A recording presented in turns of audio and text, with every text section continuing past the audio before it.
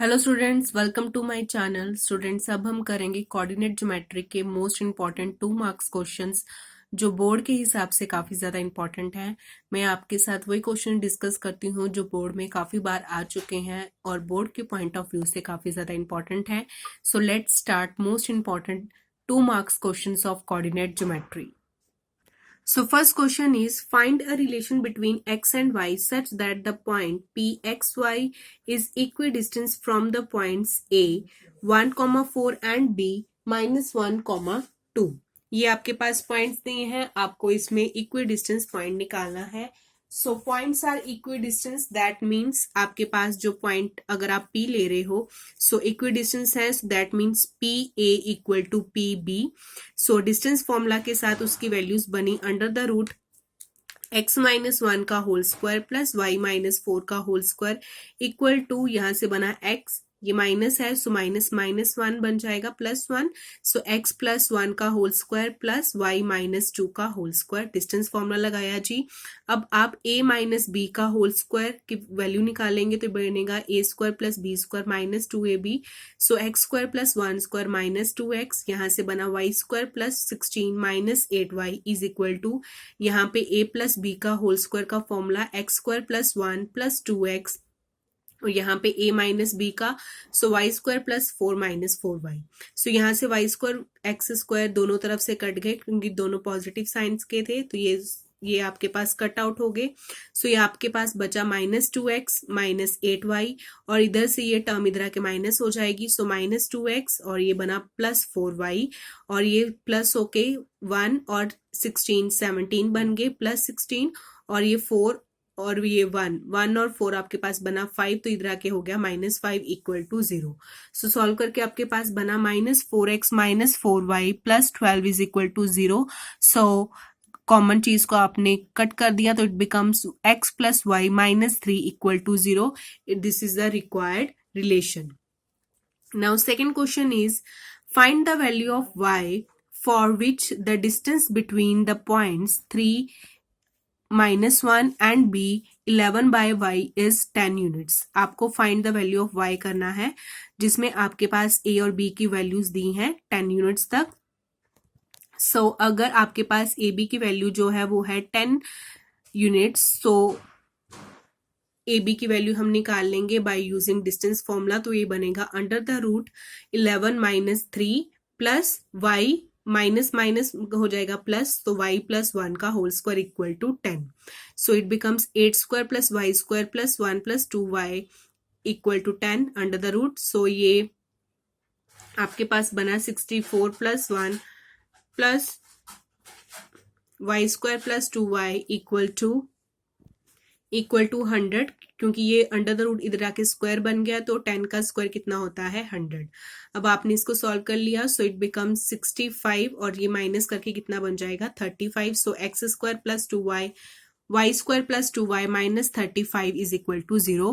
अब आपने splitting method के साथ इसे सॉल्व कर लिया, सो इट बिकम्स, आपके पास दो फैक्टर्स बने हैं y + 7 और y -5 इज इक्वल टू 0। सो यहाँ से y की वैल्यू आई है -5 एंड y की वैल्यू आई है 5। ठीक है जी, तो ये आपकी वैल्यूज बनी y की जो आपसे पूछा गया था। Now third question is, prove that the points 3, 0, 6, 4 and -1, 3 are the vertices of a right angle triangle। ये आपको प्रूफ करना है जो ये 3 वर्टिसेस दिए हैं, ये राइट एंगल आइसोसेलेस ट्रायंगल बनता है या फिर नहीं बनता।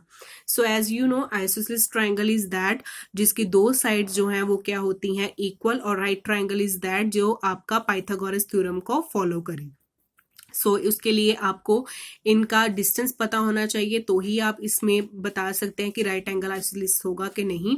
सो डिस्टेंस निकालने के लिए ए बी का डिस्टेंस निकाला तो it becomes under the root 6 - 3 4 - 0 का होल स्क्वायर, तो it becomes 25। So it's equal to 5 units. BC का इसी तरह आपने डिस्टेंस फॉर्मूला लगाया तो इट बिकम्स √50, 5√2 यूनिट्स आपके पास आया। सो AC की वैल्यू इसी तरह आपके पास आई है √25, सो 5 यूनिट्स आया। सो अब आपके पास दो वैल्यूज जो हैं वो सेम आई हैं, दैट मीन्स ये आइसोसेलेस तो है कि इसमें दो साइड्स जो हैं वो बिल्कुल क्या आई हैं same. So for right triangle के लिए ये बनना चाहिए, पाइथागोरस थ्योरम को होल्ड करना चाहिए। BC का स्क्वायर इसका किसके इक्वल बन रहा है, AB का स्क्वायर प्लस AC का स्क्वायर। सो 5√2 का होल स्क्वायर किसके इक्वल आएगा, 5 स्क्वायर प्लस 5 स्क्वायर। सो 25 प्लस 25 50। सो √50 जो है वो आपका यहाँ पे बना था। सो इट बिकम्स 5√2 का square. So this is the right isosceles triangle. Now fourth question is, if the point C k, 4 divides the join of the points A 2, 6 and B 5, 1 in the ratio 2:3, find the value of k। आपके पास एक C point है k, 4 जो divide कर रहा है points को A and B को किस रेशो में, 2:3 में डिवाइड कर रहा है। आपको इस k की वैल्यू निकालनी है।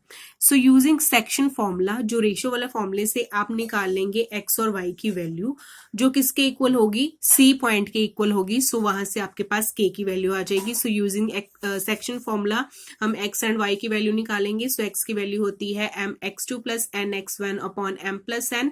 सो यहाँ पे वैल्यूज पुट कर दी, ये आपके पास x1 y1, ये आपके पास x2 y2। सो सारी वैल्यूज पुट की, 2 into 5 plus 3 into 2 upon 2 plus 3। सो 16 अपॉन 5 बना। y की वैल्यू निकाली, y m2 minus n y1 upon m plus n।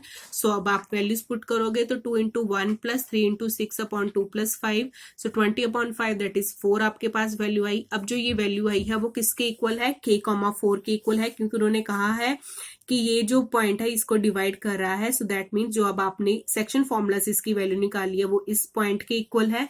So 16 upon 5, 4 is equivalent to k, 4। So that means k की वैल्यू I compare करने के बाद 16 upon 5। Now next fourth question is, find the ratio in which P 4, M divides the line segment joining the points A 2, 3 and B 6, -3.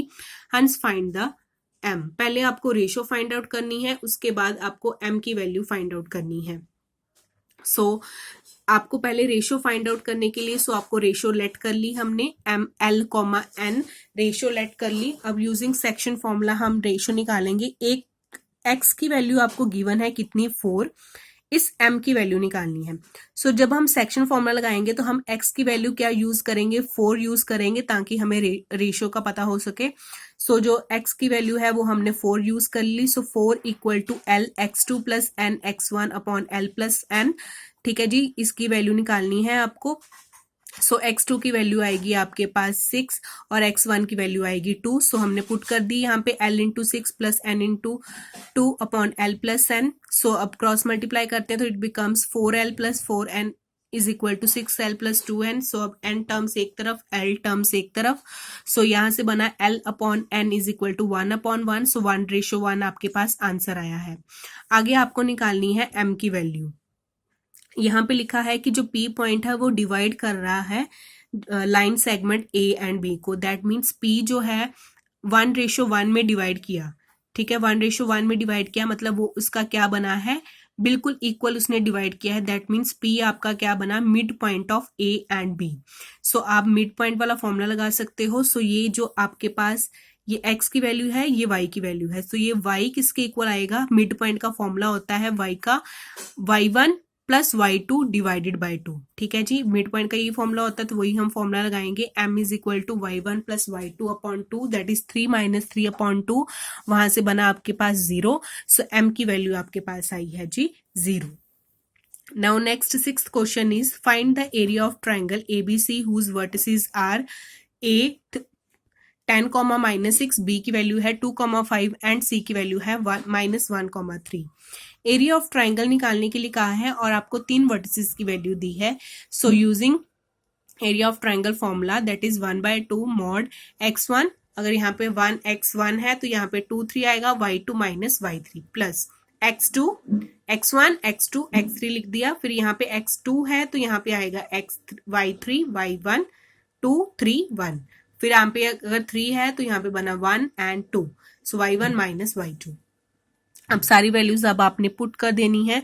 ठीक है जी, सो सारी values put करने के बाद मोड में आपके पास फॉर्मूला बना यहाँ पे 49। सो अगर आप इसको डिवाइड करेंगे तो आपके पास पॉइंट में आंसर आएगा that is 24.5 square unit. So students, ये थे most important 2 marks questions of coordinate geometry. For more important question subscribe my channel. Thank you so much.